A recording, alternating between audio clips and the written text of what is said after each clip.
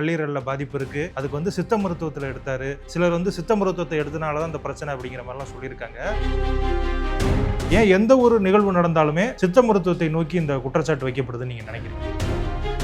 Medical mafia இருக்கிறதுக்கு வாய்ப்பு இருக்குது. அதான் இந்த அளவுக்கு ஃபோக்கஸ் பண்ணி நீங்கள் முதல்லையே பார்த்தீங்கன்னா சார் வந்து ரோபோ சங்கர் சாரும் அவங்க ஒய்ஃப் வந்து ஒரு பேட்டியில் தெரிவிச்சிருப்பாங்க, சீரியஸான கண்டிஷன், இறக்குற கண்டிஷன் போயிட்டாங்க, இது அக்யூட் இன்ஃபெக்ஷன், ரொம்ப சீரியஸ் கண்டிஷன் போனதுனால அங்கே போக வேண்டிய சுச்சுவேஷன். ஆனால் அதுக்கு முன்னாடி வந்து முழுக்க அலோபதியெல்லாம் பார்த்து கைவிட்ட நிலைமையில தான்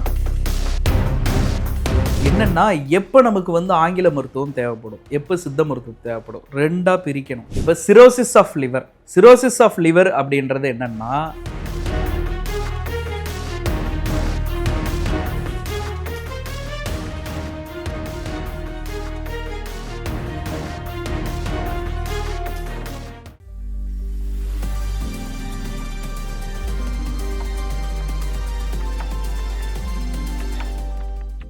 பேசு தமிழா பேசு நேயர்களுக்கு வணக்கம். இன்று நம்முடன் இணைந்திருக்கும் சிறப்பு விருந்தினர் வள்ளலார் சித்த ஹாஸ்பிட்டலினுடைய தலைமை மருத்துவர் திரு கௌசிகன் அவர்கள். வணக்கம் சார். வணக்கம். எப்படி இருக்கீங்க? நல்லா இருக்கு சார். சமீபத்தில் நடிகர் ரோபோ சங்கர் அவர்கள் வந்து உயிரிழந்திருக்காரு. இந்த மாதிரி ஒரு பிரபலம் உயிரிழந்துட்டாரு அப்படின்னாலே இவங்களுடைய இறப்புக்கு இதுதான் காரணம், அதுதான் காரணம் அப்படின்னு சொல்லிட்டு நிறைய ரூமர்லாம் வர வாய்ப்பு இருக்குது. ஸோ இதில் பார்த்தீங்க அப்படின்னா ரோபோ சங்கர் அவர்களுடைய மருத்துவ அறிக்கை வெளியே வந்திருக்கு. அது வந்து நிறைய பேருக்கு புரிஞ்சுதா அப்படின்னு கூட தெரியல. ஆனால் அவங்க என்ன சொல்லிட்டாங்கன்னா, இவர் வந்து இந்த மாதிரி கல்லீரலில் பாதிப்பு இருக்குது, அதுக்கு வந்து சித்த மருத்துவத்தில் எடுத்தார், அலோபதி எடுத்தார், ஹோமியோபதி எடுத்தார், இதெல்லாம் கலந்து எடுத்ததுனால தான் இந்த மாதிரி பாதிப்பாக இருக்குது அப்படிங்கிற மாதிரி சொல்கிறாங்க. சிலர் வந்து சித்த மருத்துவத்தை எடுத்தனால தான் இந்த பிரச்சனை அப்படிங்கிற மாதிரிலாம் சொல்லியிருக்காங்க. ஸோ நீங்கள் இந்த விவகாரங்களை எப்படி பார்க்குறீங்க? முதல்ல திரு ரோபோ சங்கர் அவர்களுடைய மரணத்துக்கு, அவங்களுடைய குடும்பத்துக்கு ஆழ்ந்த இரங்கலை வந்து நான் தெரிவிச்சிருக்கேன். எப்பவுமே வந்து உடலுக்கு வந்து அழிவு இருக்குது, ஆன்மாவுக்கு எப்போவுமே அழிவு இல்லை. அதனால் அதை அவருடைய ஆன்மா இந்த அவருடைய குடும்பத்தை சுற்றி அவங்களுக்கான நல்ல காரியங்களை செய்து தரணும் என்று இறைவனிடம் நான் பிரார்த்திக்கிறேன். என்னென்னா, இந்த ரூமர்ஸை வந்து முதல்ல மீடியா வந்து என்னென்னா, அவர் வந்து கல்லீரல் மாற்று சிகிச்சையை தவற விட்டாரா அப்படின்றதெல்லாம் வந்து இந்த மாதிரியெல்லாம் வந்து மீடியாவுடைய லைக்ஸ் கூடணுன்றதுக்காக, இது பண்ணணுன்றதுக்காக இந்த மாதிரி ஒரு அவங்க குடும்பம் வந்து ஒரு கஷ்டமான சுச்சுவேஷன் இருக்கிற சமயத்தில் இந்த மாதிரியான ஒரு ரூமர்ஸை வந்து இது பண்ணக்கூடாது. என்னென்னா, லிவரை பொறுத்தளவு என்னுடைய அனாட்டமி ப்ரொஃபஸர் டாக்டர் அன்புமணி சொல்வார் எப்போவுமே, நீங்கள் உங்கள் காதலியிடம் யூஆர் மை ஹார்ட்னு சொல்லாதீங்க, யூஆர் மை லிவர்னு சொல்லுங்கள் அப்படின்னு சொல்லுவாங்க. லிவரை பொறுத்தளவுக்கு உடம்புல உள்ள எல்லா ஆர்கன்ஸோடைய மெட்டபாலிசத்தை பாதுகாக்கிறது வந்து லிவர். நமக்கு ஹார்ட்லேருந்து பிரெயின்லேருந்து எல்லாமே ஃபங்க்ஷன் ஆகிறதுக்கு காரணம் லிவருடைய மெட்டபாலிசம், மெயின் மெட்டபாலிசம். அந்த மெட்டபாலிசம், அந்த லிவர் வந்து எந்த அளவுக்கு நம்ம பாதுகாக்கிறோமோ, எந்த அளவுக்கு பிரச்சனையாகும் பொழுது கரெக்டாக ட்ரீட்மெண்ட் எடுக்கிறோமோ அதை எடுத்துருக்கணும். அந்த லிவர் ஃபெயிலியர் ஆகும் பொழுது எல்லா ஆர்கன்ஸுமே இயங்காமல் போயிடும். அதனால் சப்போர்ட் வந்து இருக்காது. அதுதான் அவருடைய இதில் வந்து நான் பார்க்குறது என்னென்னா, லிவர் ஃபெயிலியர் ஆகும் பொழுது எந்த ஆர்கன்ஸுமே சப்போர்ட் பண்ணாது. ஆக்சிஜன் கொடுத்தா, வெண்டிலேட்டர் கொடுத்தா லங்ஸ் சப்போர்ட் பண்ணணும், லிவர் கரெக்டாக இருந்தால் தான் லங்ஸ் சப்போர்ட் பண்ணணும். இந்த மாதிரி மெயின் ஆர்கன்ஸ் எல்லாமே லிவர் தான் மெயின், கடைசி வரையில் உடம்புல இருந்து போராடக்கூடிய ஒரு ஆர்கன். அந்த ஆர்கனே ஃபெயிலியர் ஆகும் பொழுது எந்த விதமான சப்போர்ட்டு உடம்புல இருந்து கிடைக்காது. அதுதான் மெயின் விஷயம். அது எப்படி வேணாலும் நடக்கலாம். அது இவ்வளவு நாள் அப்படின்றது அக்யூட் கிரானிக்னு சொல்லக்கூடிய, ஏற்கனவே அவருக்கு ஜாண்டிஸ் வந்ததுனால அதை கரெக்டாக பராமரிக்காமல், அந்த லிவரை கரெக்டாக ஜாண்டிஸ் வந்து ஒரு 5 இயர்ஸ் ஆகுது, ஏன்னா ஃபைப்ரோசிஸ் இருக்கும், இதெல்லாம் பார்த்து அதை கரெக்டாக கொஞ்சம் பார்த்து ஒரு 5 இயர்ஸ் மெயின்டைன் பண்ணியிருந்தால் நல்லா இருந்திருப்பார். Okay sir. இவர் வந்து அதிகமான குடிப்பழக்கத்துக்கு அடிமையானவர் அப்படிங்கிற மாதிரிலாம் சொல்கிறாங்க. ஸோ இந்த கல்லீரல் பாதிப்புக்கு முதன்மையான காரணம் குடிப்பழக்கம் தானா சார்? ரொம்ப சீரியஸாக ஆகிறதுக்கு காரணம் குடிப்பழக்கம். முதன்மையான காரணம் கல்லீரல் பிரச்சனைக்கு நிறைய காரணங்கள் இருக்குது. சரியான உணவை கரெக்டாக ஃபாலோ பண்ணாது அப்படின்லாம் இருக்குது. என்னென்னா, மெயின் காரணம் என்னென்னா, கல்லீரல் சீக்கிரம் செயலிழக்கிறதுக்கான காரணம் மெயினாக வந்து ஆல்கஹால் தான். அதில் மாற்றம் கிடையாது.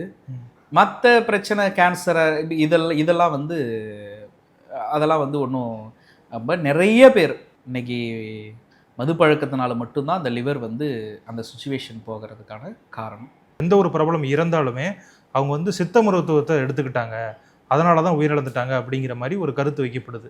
ஏற்கனவே நடிகர் ராஜேஷ் அவர்கள் அவர் வந்து உயிரிழந்த போதும் சித்த மருத்துவத்தை அவர் அதிகமாக நம்பினார், அவரால் சித்த மருத்துவத்தால் அவரை காப்பாற்ற முடியல அப்படிங்கிற மாதிரி சொல்லியிருந்தாங்க. ஸோ இவருக்குமே இந்த மாதிரியான ஒரு குற்றச்சாட்டு வைக்கப்படுது. ஏன் எந்த ஒரு நிகழ்வு நடந்தாலுமே சித்த மருத்துவத்தை நோக்கி இந்த குற்றச்சாட்டு வைக்கப்படுதுன்னு நீங்கள் நினைக்கிறீங்க? என்னென்ன சார், இது வந்து தமிழ்நாடு. இங்கே வந்து நாம் வந்து நிறைய பேர் எல்லார் வீட்லேயுமே சகஜமாக சித்த மருந்து யூஸ் பண்ணுவோம். ஓகே, ஒரு நெல்லிக்காய் இருக்கட்டும், மஞ்சள் இருக்கட்டும், மிளகு இருக்கட்டும், வெற்றிலை இருக்கட்டும், அதிமதுரம் இருக்கட்டும், எதுவாக இருந்தாலும் நாம் சகஜமாக யூஸ் பண்ணுவோம், அடிக்கடி யூஸ். அப்போ இங்கே வந்து ஒரு வெளிச்சத்தை வந்து காட்டி அதை வந்து ஒரு பரபரப்பாக்கணும்னு வச்சுக்கிங்களேன். ஒரு டெத்து நடக்குது, அதை வந்து பரபரப்பாக்கணும்னா ஹாஸ்பிட்டல் சரியில்லைன்னா ஒரு 20 பேர் அந்த ஹாஸ்பிட்டல் சார்ந்து அந்த ஊரை சார்ந்து பார்ப்பாங்க அந்த விஷயத்த. டாக்டர் சரியில்லைன்னா ஒரு டாக்டர் அவர் சார்ந்த சமூகம், அப்புறம் கொஞ்சம் அந்த நோயாளி சார்ந்தவங்க பார்ப்பாங்க. இதுல எல்லாரோடையுமே தமிழ்நாட்டில் கனெக்ட் ஆகுறதுன்னா சித்த மருந்து. இதை சொல்லிட்டா ஈஸியா கனெக்ட் ஆயிடும், நோயாளிங்களுக்கு பார்க்குறவங்களுக்கு ஈஸியா கனெக்ட் ஆயிடும். ஐயோ, நான் நேற்று நெல்லிக்காய் சாப்பிட்டனே, இன்னைக்கு மஞ்சளை கொதிக்க வச்சு சாப்பிட்டனே, இன்னைக்கு வெத்தலை சாப்பிட்டனே, என்ன ஆகுமோ எனக்கு அப்படின்ற ஒரு பயம் ஏற்படும். அதனால இவ்வளவு பேரும் பார்ப்பாங்க. மெடிக்கல் மாஃபியா இருக்கிறதுக்கு வாய்ப்பு இருக்கு. அதனால் இந்த அளவுக்கு ஃபோக்கஸ் பண்ணி இது பண்ணுவாங்களான்றது சந்தேகம்.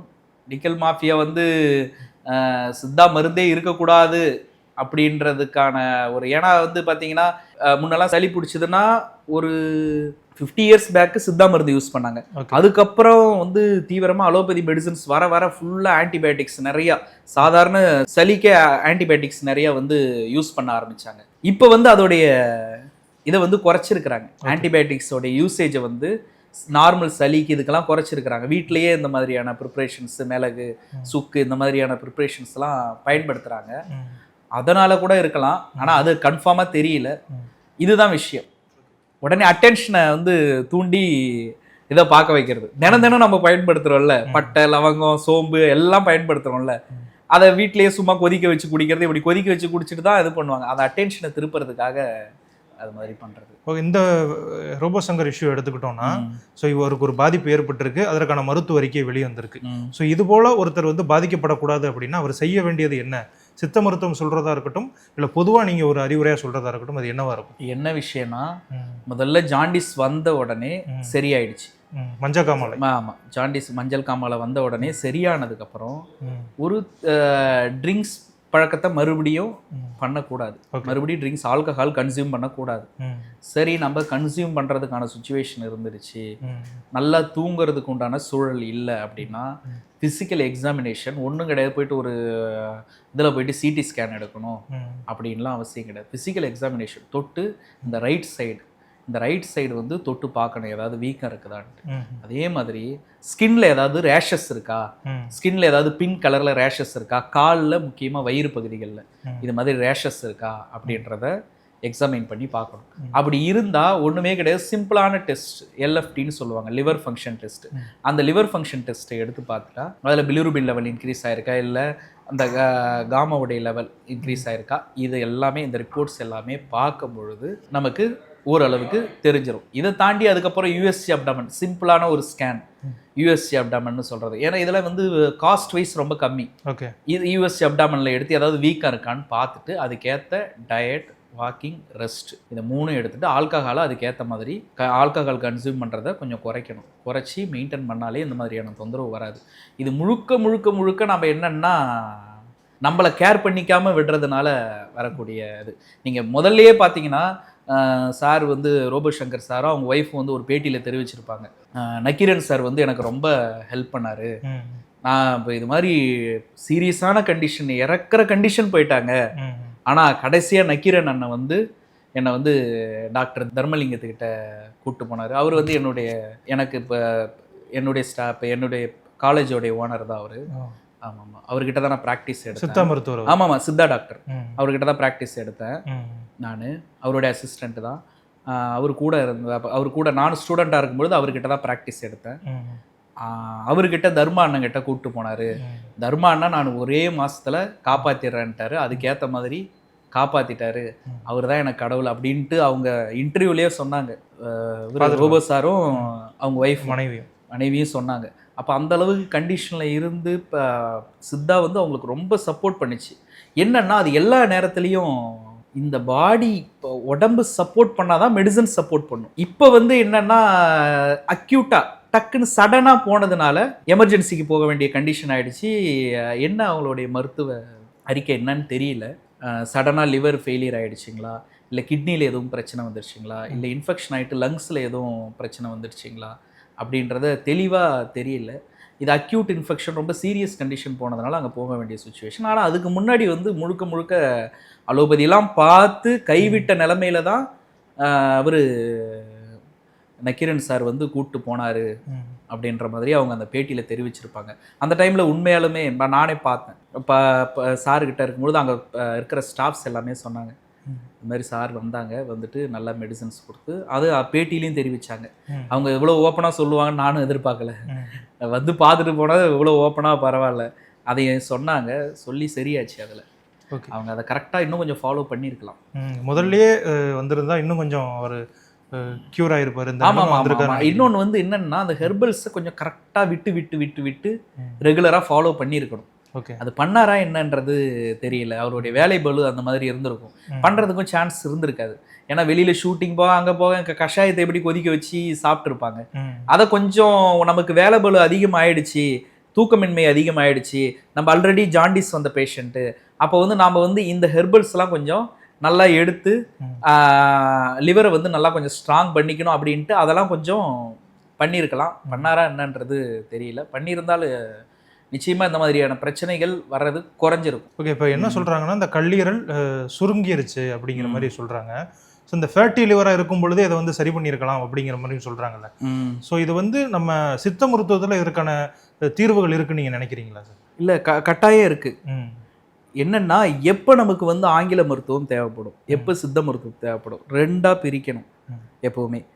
எதனால் அப்படி சொல்கிறேன்னா, இப்போ வந்து லிவருக்கு தேவையான ஃபைட்டோகெமிக்கல் உள்ள ஹெர்பல்ஸ் கொடுக்குறோம் ஃபேட்டி லிவராக இருக்கும் பொழுது. அப்போ ஃபேட்டி லிவராக இருக்கும் பொழுது அந்த லிவருக்கு தேவையான ஃபைட்டோகெமிக்கல் உள்ள லிவரோடைய செல்ஸை இம்ப்ரூவ் பண்ணக்கூடிய ஹெர்பல்ஸை கொடுக்கும்பொழுது அந்த லிவர் நல்லா ஒர்க் ஆகும். இப்போ சிரோசிஸ் ஆஃப் லிவர் அப்படின்றது என்னன்னா, இந்த ஸ்கின் நார்மல் ஸ்கின், இந்த ஸ்கின்ல இருந்து வேர்வை வருது, கீரைனா ரத்தம் வரும், எல்லாம் அந்த ஸ்கின்ல உணர்ச்சி இருக்குது. இந்த ஸ்கின்ல ஒரு புண்ணு வந்து தழும்பு ஆயிடுச்சுன்னா அந்த இடத்துல இருந்து வேர்வை வராது, எதுவுமே முடி வளராது.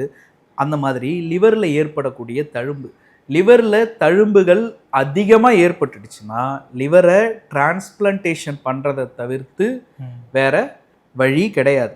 ரொம்ப லாஸ்ட் ஸ்டேஜில் கூட நான் ஒரு சில கேசஸ் பார்த்துருக்கேன் சிரோசிஸ் ஆஃப் லிவரில்.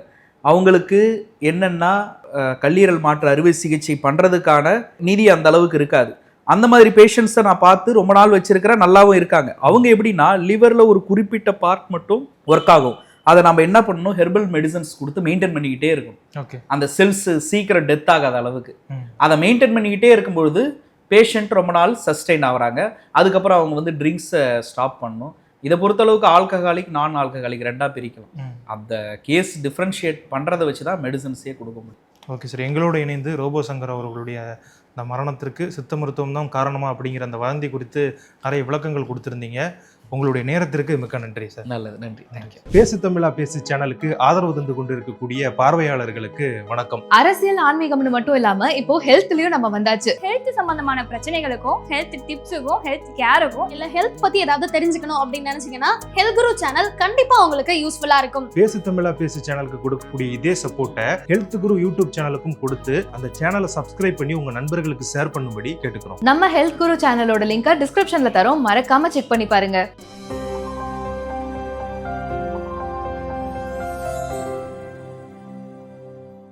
உலக தமிழ் சொந்தங்களுக்கு வணக்கம். நான் ராஜவேல் நாகராஜன். பேசு தமிழா பேசு வலையொலியுடைய வளர்ச்சிக்கு நீங்களும் உறுதுணையாக இருக்கணும்னு நினச்சிங்கன்னா இந்த வீடியோடைய டிஸ்கிரிப்ஷனில் இருக்கக்கூடிய ரேசர் பே லிங்கை கிளிக் பண்ணுங்கள். அந்த லிங்க்கில் போயிட்டு உங்களுக்கு விருப்பமான தொகையை பேசு தமிழா பேசுவனுடைய வளர்ச்சிக்கு உங்களுடைய பங்களிப்பாக நீங்கள் கொடுக்கலாம். நன்றி, வணக்கம்.